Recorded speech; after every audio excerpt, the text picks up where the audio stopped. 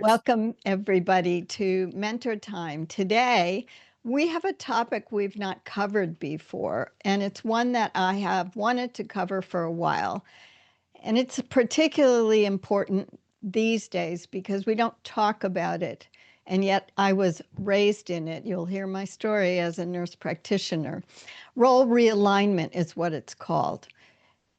The important thing about why is this important to you and your professional brand? So, as we always do, the takeaway. This is all about you not waiting. You don't have to wait. You can confidently claim your evolving professional identity as you are achieving it. I know that's one of my longer takeaways. Just curious. In the chat, you can put, if you would, do you remember the last time you changed something in your career? You can put a date if you want. You can put a year if you want. You don't have to answer it if you don't want. But I'm just trying to get our brains around today's topic and thinking about situations where you were probably undergoing change, but maybe didn't realize it. So not a long answer, just looking for some examples from all of you, although I know some of you have had a lot of these examples lately. So let's see.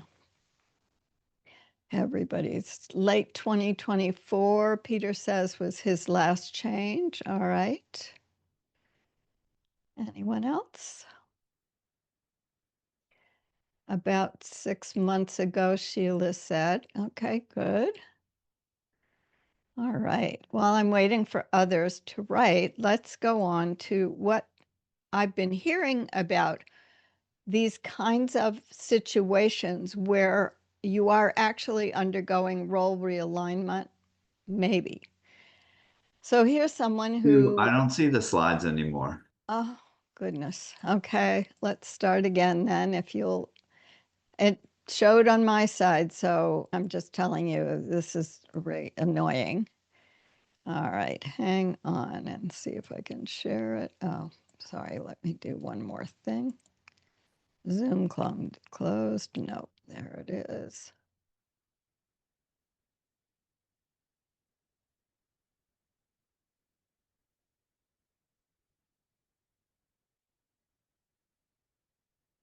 All right, let's see if it'll share this time.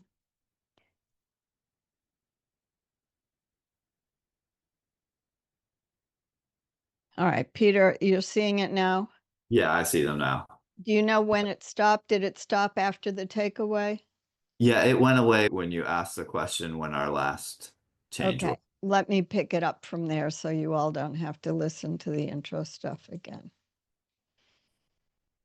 So we're going to now talk about some of the situations where I see people looking at and probably undergoing role realignment, but it doesn't come across that way. This person said, I'm excited about my new job. I'm so glad we'll be discussing it at my orientation.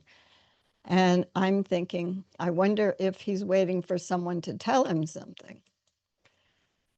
Or people who are graduating. I'm graduating in 3 months. Yeah, with an MBA, you might be. May is not that far away. And then I'm going to feel like a management professional. And to me, that's a lot of waiting for your role realignment you should already be going through. And here's someone who got a promotion, and she said it'll be announced soon. She obviously has new business cards already. Hopefully, she's also not waiting to go through the tasks that are involved or some of the changes that you'll be learning about. Today, we'll talk about those. What is role realignment? Then we'll go on to why is it important to your professional brand? And we always end with what should you do? And the explosion is not to be worried about. It's brilliance more than explosion. All right, what is role realignment? I want to take you back to 1976. So this was early on in nurse practitioners being trained. And in fact, in the picture itself, that has all the women standing there. I'm the second from the right. This is 1978 when I started my nurse practitioner program in Miami. It had been around for a few years, And this was a group of faculty under the auspices of the Department of Health and Human Services. You can see the cover there from 1976. They had a meeting all about what the different curricula should show, what kinds of commonalities there were in programs. At that time, my program was 9 or 10 months long.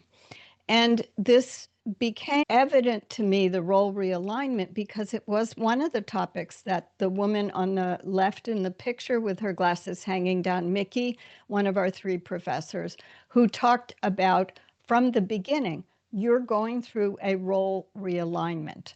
This process, this is a new kind of healthcare provider. It is a major change in the United States and around the world.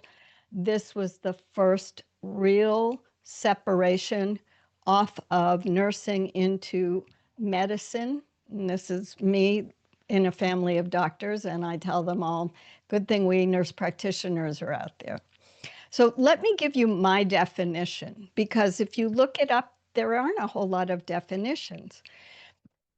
The definition of role realignment is it's really a process for professionals transitioning into new career stages. And as I've looked at this in the last year, as wanting to talk about it, it's also opportunities. It's not just a defined career stage where you embrace and embody, and that I really mean that, take it on into your body, your future professional identity before you've achieved it. So I told you I was in school 1978. It was started in the summer of 78 and went until early mid 79. Over that 1 year period, the role realignment was beginning to see patients under the auspices of our teachers or our mentors. We had we had different office mentors as well in different practical settings. But as I said, it's not just a stage where you can say, Sue, you were an ICU nurse and then suddenly you became a nurse practitioner. That's pretty well defined. So-and-so just is doing his MBA. He's a student right now, then he's going to be an MBA something, a policy manager, whatever. So I want you to tell me, when did you do a role realignment? Can you think of a time when you had that happen to you? And would welcome just briefly in the chat.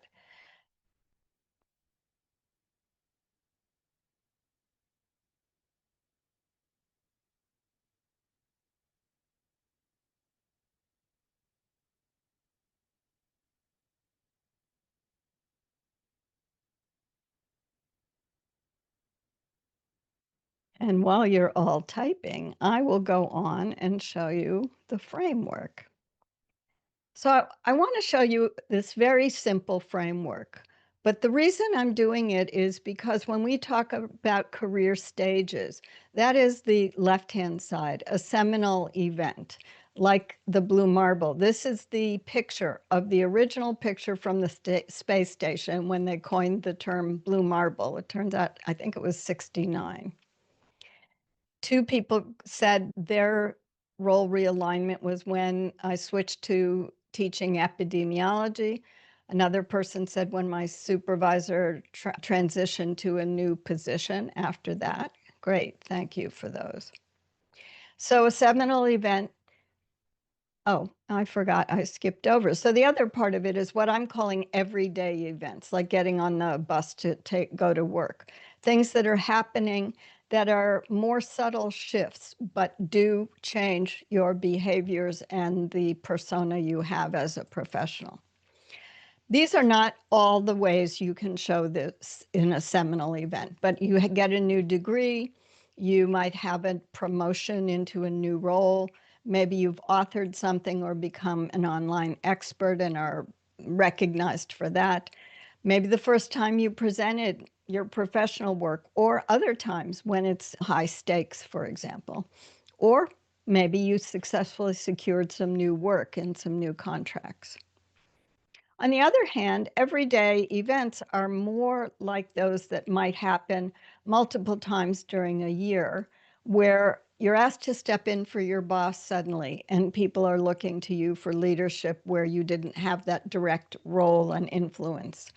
Writing a proposal section where you are being asked to take on a big job to put together technically what you'll offer to the funder who or client that wants a proposal.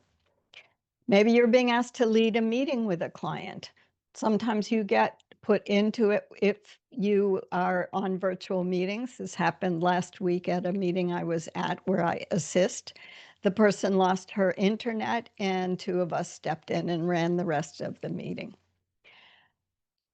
For many of you, it may be speaking up with your suggestions. It's not always welcome in some cultures, some work cultures, and those are other places where you are making subtle shifts in your behaviors. And in many ways, role realignment continues on. For example, as I looked at the history of role realignment, for nurse practitioners, it's continuing to be a discussion, an ongoing discussion, where in the last couple of years, the latest groups looking at the curricula, like the 1976 group, are looking at nurse practitioners now being trained as doctors of nurse practitioning, I think that's what they call it, out of universities, both for the expanded scope of responsibilities and also for the role nurse practitioners have that are functioning and able to work under the auspices of medical provider in terms of being able to order tests and order drugs and different procedures, but who are able to function independently. It also happens, as we talked about, when you start presenting, if you become known for writing things. People who are helping a lot, who are out and about and known for suddenly they're delivering food, and what they're seeing is month after month, they're seeing the same person, and one day they go in and say, "Oh, Mrs. Smith, you don't look so good today." And they call the doctor and find out that she really needed some medical help. So there's a variety of ways role realignment comes up.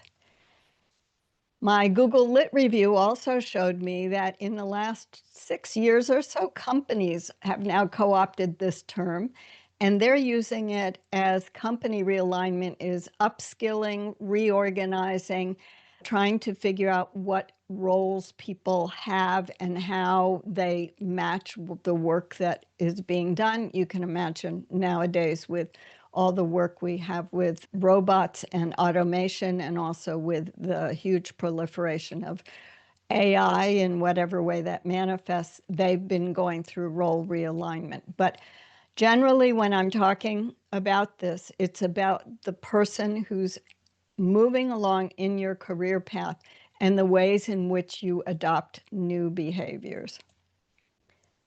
Why is this important to your professional brand? First, let me hear you, if you want, rate yourself and tell me how well did you do on a recent role realignment. I'm not going to mention names. I'm just wondering whether any of you were put in some of the positions where you had to do it maybe more quickly than you expected. So as people are putting their answers in the chat, I want to remind you, some of you have seen this, some of you may not have seen it. It's a way that I talk about the role of professional presence in your professional brand, or personal brand if you choose to call it that. But what you can see here is the dark blue box is the whole emphasis on your professional presence, what you control and how you keep it updated, because then you start to move into those areas of role realignment. You're getting increased virtual visibility, increased in-person visibility. That's when you use and apply it. So you're taking on new behaviors, you're taking on a different persona. That then gets manifested in terms of how people see you, what I call reflected visibility, and you start to get feedback on that. And that helps you solidify your role realignment. It may even cause a change in it. And sometimes even at the reputation stage, how you are known becomes also a way that things are reflected back to you when you're surprised to connect with someone on LinkedIn and they say, "Oh, I've been watching your posts for a few years now." So all of these those three areas are ways that you can begin to learn about how and in what way you are going through a role realignment. So I want to describe a 4-step process briefly and then show you some information on it. So the first thing that happens is either you do it deliberately, like we were doing it when I was in nurse practitioner training, or you do it because you have a realization as you've gone into a new job and taking on a new role that you have done some self-assessment. What's going on? How am I going to position myself? I was very aware of it when I changed jobs to my most recent job before I retired, because I was going in at the same level I had functioned at a smaller organization. This was much larger, and I was aware that it was going to be quite different. So self-assessment and positioning is followed then by language reframing. And this is the area that a lot of people don't take advantage of, using your language. We'll have some examples in a few minutes of how to support yourself for claiming that role, claiming the persona you're walking into. Finding practice environments where you can begin to use it. Someone was recently traveling to visit family over the holidays. I was working with her and she was going through this, and I suggested she try it out every time her family asked her when she was going to finish her doctoral degree. She could try out different ways to talk about her future forward role that she would have. And then finally, there is a physical and behavioral alignment. You may stand taller, you may feel more comfortable taking on things that you didn't think you would want to take on before. So let's talk about this in more detail when we talk about what should you do. I want to talk about the actions, and I'm just going to tell you, I'll show you at the end. I have a checklist that's more detailed that you can go down and check on different activities under each of these phases. So when we're talking about self-assessment and positioning, it's really identifying for yourself, where am I in my transition between one identity and another? It's not like you're going from living in a rural area to an urban area, although that could cause role realignment for you. But it's, what is your transitional identity? When you're close to finishing a degree, you don't need to say, I'm a student at, especially if you're doing a doctoral degree, for example. You can be more positive about the fact that you've almost finished 4 or 5 years and are basically a doctoral researcher at that point. And then you begin to, as I mentioned a minute ago, audit. You want to reframe your language. You need to know what you're saying now and make sure that you try to change it. So as you go to language reframing, you're going to start working more on making sure your professional introduction really outlines and helps support your new role and not the role you've been in, for example, as a student or as a junior financial officer, and then you got promoted to senior. A lot of people use what we call limiting phrases. I'm just finishing. I'm still a student, rather than where are you going to? How do we talk about it? I'm training as X professional role instead of student. And that helps when you talk about your accomplishments with context around it. So don't just say, I'm a doctoral student. Say what you're really doing. I'm a researcher finishing up doctoral level research on blah, blah, blah, blah, blah. I mentioned about the person traveling over the holidays. Find places that are safe for you to experiment with how you introduce yourself. This is no different from those of you who are job seeking or getting a promotion, where you're trying out different language that feels comfortable for you to raise in everybody else's eyes where you're functioning at now from maybe where they knew you a year before. Develop some scenarios for how you will practice these, and then as you do over and over again, iteratively, you'll feel better and be able to do this on the fly without having memorized it. And finally, this is physical and behavioral alignment. You need to embody the role, feel it in your role. When I was a nurse practitioner, I was actually pretty comfortable. I had a great practice setting and two physicians I worked with in Miami before I went back to Nepal. So when I worked then in the Nepal Peace Corps Medical Center, I was more comfortable in the role. I had a physician there with me, but there was a lot that I had been trained to do and felt I could take on. And for those of us who are in the always be looking and always be ready, prepared phases, you want to then make sure your resume and written materials are updated. So I'm all about 6 months before you graduate from anything, make sure you've got it already on your resume. So you'll get this list of lots of things under each of those sections we talked about. Now, as you do this, you will also be implementing, this goes back to the branding slide, that's why I left it pink, on the branding, your professional brand, because as you start to use parts of yourself in this new role, you'll get more visibility, see and be seen. You'll get more credibility and get known and noticed. And the impact of that is that you'll begin to be recognized for being you. So just briefly, would love it if you would let me know if you have any ideas about something from this that you would help you to do to prepare for your next role alignment. And this, I will wait for any comments you had. And thank you. Someone said earlier that taking it on, he had worked through the role to understand the new role, and he had to do it on the job as it was unfolding. And I can understand that. It often does happen that way. I'll leave my glasses on. I'm a little vain. As you all know, I don't love to wear them, even though they're big red.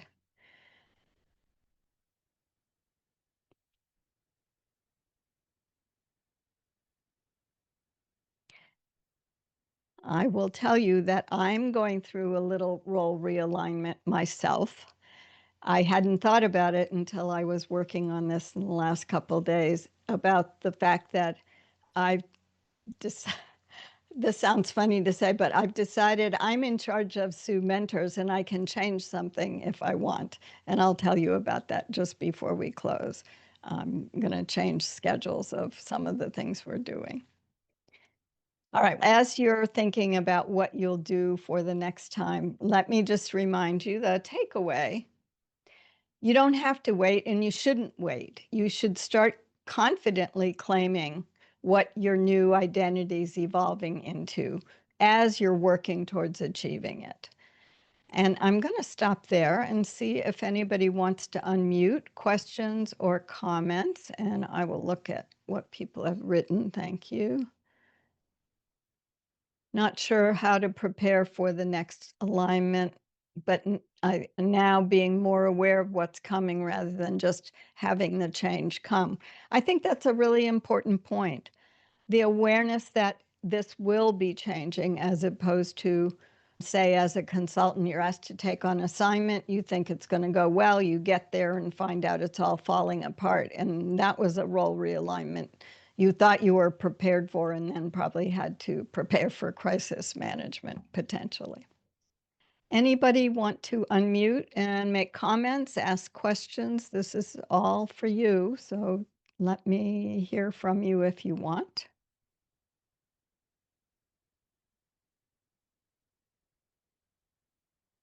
So I'll start with something. Great, thanks, Peter.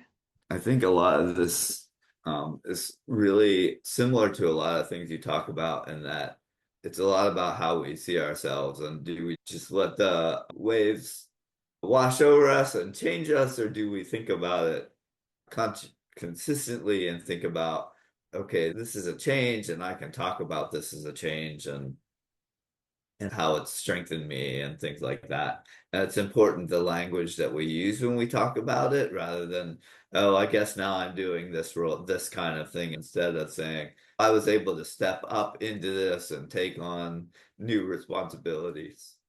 So I think it's interesting, and I'm still processing it a lot too, what you said.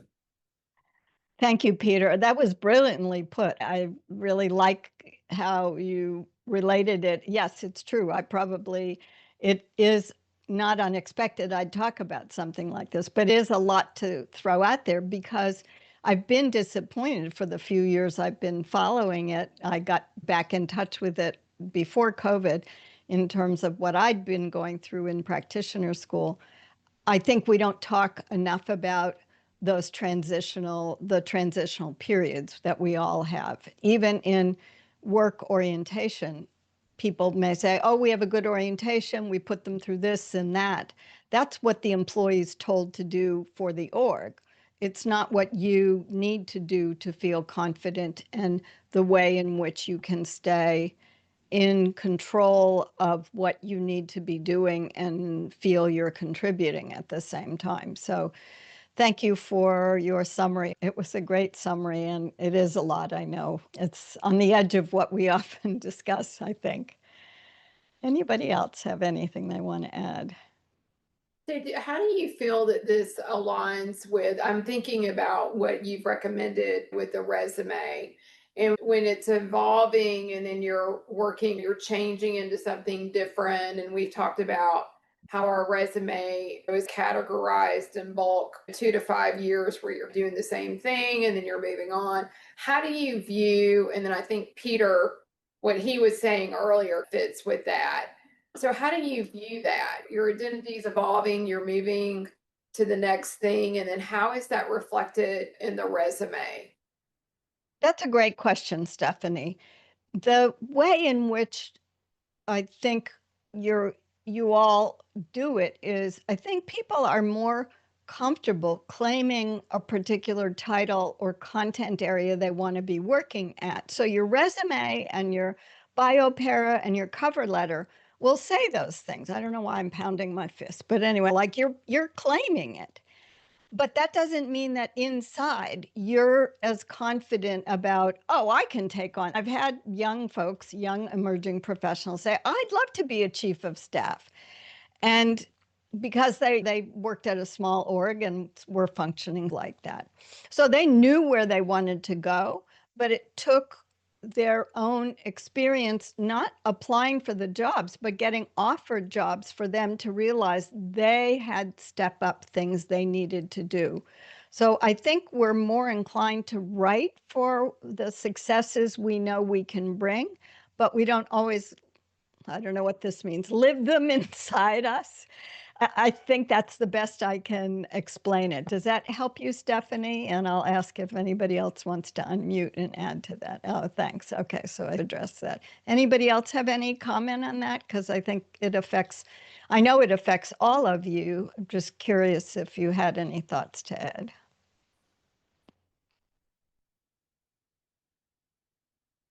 All right, I will ask one last time. Anybody have anything else they want to contribute? Peter. I was just thinking that in response to what you said to Stephanie, that it's hard to show the transition. And so you want to think more about where you ended up as opposed to where you started in a role. And so sometimes if your role changes and your position title changes, then that's a little easier. But even within that, you don't have to always have your exact position title. And you've talked about that too, and making the position title fit what you think you did. So hopefully that helps think about that. Yeah, I like that additional point. There's no straightforward way to write the future and convince someone you can do it other than talking about great successes where you may not necessarily have I'm going back to epi, my least favorite subject, but you might not have a causal pathway between what you did at this job of 150 people to the org you're now moving to with 800 people. And yet you have this hope, you have this optimism. Maybe I'm just describing me. You have this conviction that you know you can do the work, but you can't describe it. That's where I think all of us get stuck in job seeking, in promotions, in fellowship. We're writing language to say, in a nice way, just pick me, I'm going to be your solution. And we're trying to write stuff, Sue says, evidence-based, outcome-oriented language that you're thinking, of course I contributed to that. Of course I can bring that forward. At the same time, when they make the job offer and you have this new title, there's probably at that point some role realignment of, oh, now I have to show up and do the work.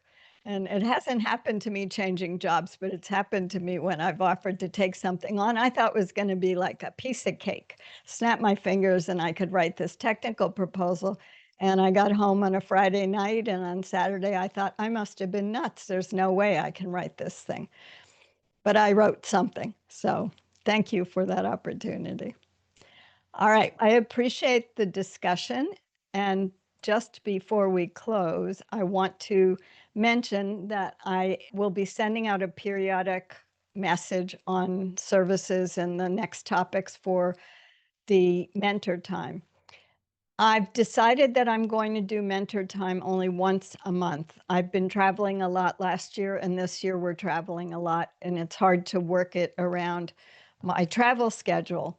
But also the topics, there are always topics to repeat and to increase or improve the information from what we shared a year ago. So my goal is to do the work trends twice a year. It'll probably be June and December. I'm looking at that right now, late May and maybe early December is when we usually conclude for the year. The mentor times on your schedule, I will go ahead in the next couple of days and delete the ones that we're not doing, and I'll have topics through June. I believe I've got them all set out through June. I did ask and got a few responses for people who had topics they wanted covered, and I appreciate those who did have the time to respond. So we're going through some of those topics already. There's a couple ones that are newer for me.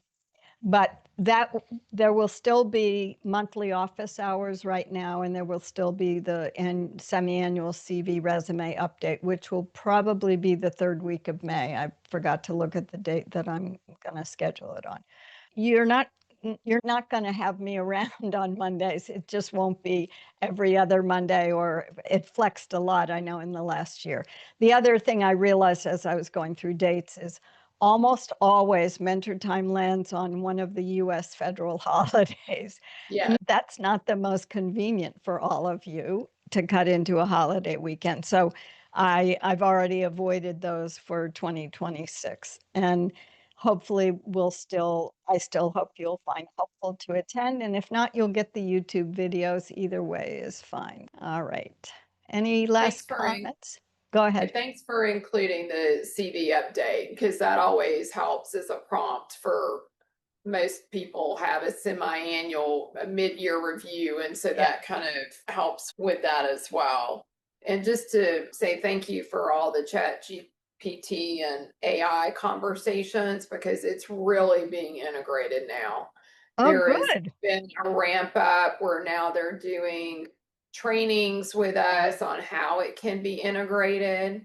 Oh, great. It'll be real interesting to see, like in the next 10 years, what positions are going to be completely go away. Yeah. And then also just basic things like we have more driverless cars that I'm seeing around. And in San Francisco, they're petitioning the Uber drivers, etc. So really, but it's all AI generated. And I think that you were really on the forefront of pointing out, hey, this is coming. And I had somebody tell me that this is the technological shift that will be equivalent to the Industrial Revolution shift. And I thought that was really interesting comparison. Yeah.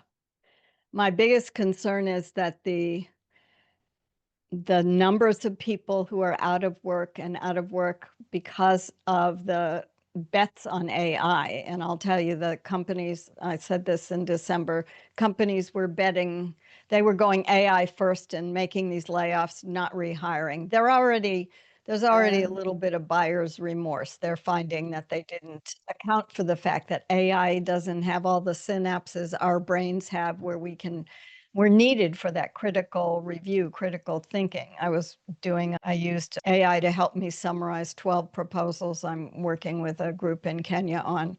And those proposals in the summary, some of them were rated higher than I ended up rating them when I read through them individually because of what I know and what they're not including in there. So it's quantitative versus qualitative.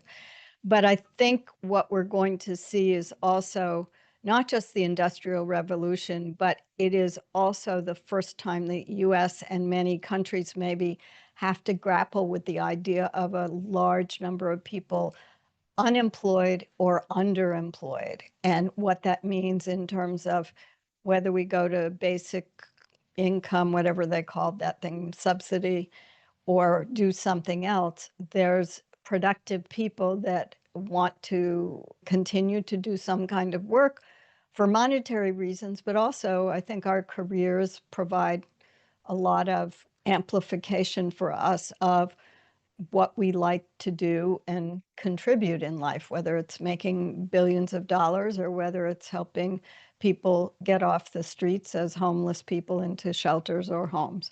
So more to come on that. Thank you, Stephanie. I think I realized about a year ago that I'm more of a futurist, which I am connected to a couple people who see future trends.